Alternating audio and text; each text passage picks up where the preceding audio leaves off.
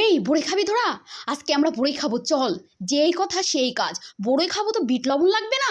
তাড়াতাড়ি করে ঘর থেকে কয়েকটা শুকনা মরিচ নিয়ে এসে আগুনে এপাশ ওপাশ ঝলসে নিয়ে লবণ দিয়ে বেটে কাগজের মধ্যে মুড়ে ছেলেমেয়েরা দে ছুট কোথায় বড়ই গাছ আছে প্ল্যান করে একেবারে চলে গেলাম দল ধরে বড়ই পাড়তে যেয়ে গাছতলাতে তো দিলাম ঢিল। আচ্ছা বন্ধুরা, বলো তো মেয়েদের ঢিলে কয়টা বড়ই পড়ে আর ছেলেদের ঢিলে কতগুলো বড়ই পড়ে? বড়ই চুরি করতে আমরা মেয়েরা সাথে যাই ঠিকই, কিন্তু ঢিল দেওয়ার মাস্টাররা কিন্তু ছেলেরা। তাই আসল মাস্টার কিন্তু ছেলেরা, বুঝেছো? কারণ ছেলেরা ঢিল দিলেই বড়ই পড়ে, আর আমরা মেয়েরা তো একটু দুষ্টু প্রকৃতির আছি, মিষ্টি দুষ্টু। সেটা হচ্ছে ভালো ভালো বড়ইগুলো নিজের ট্যামরের মধ্যে রেখে, আচ্ছা যাই হোক, সবাই মরলে বড়ই কুড়ি একেবারে গাছতলা থেকে গাছতলা একেবারে তুলে, এই কেড়ে তখন আবারও দে ছুট। বড়ই নিয়ে এই দৌড় কি সেই দৌড়, আমাদেরকে আর পাত্তা পায়?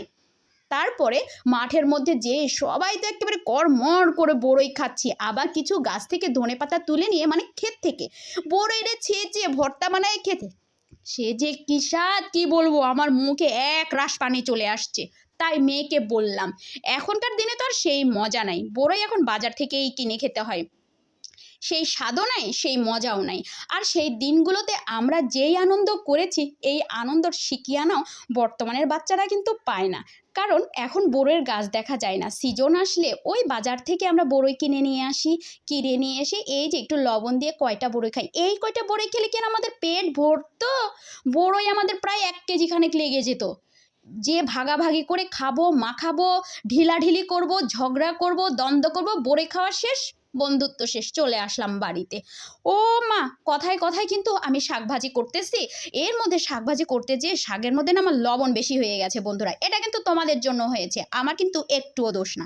এখন যেহেতু লবণ বেশি হয়েছে, তাই কি করবো, তো একটু আলু দিয়ে দিলাম।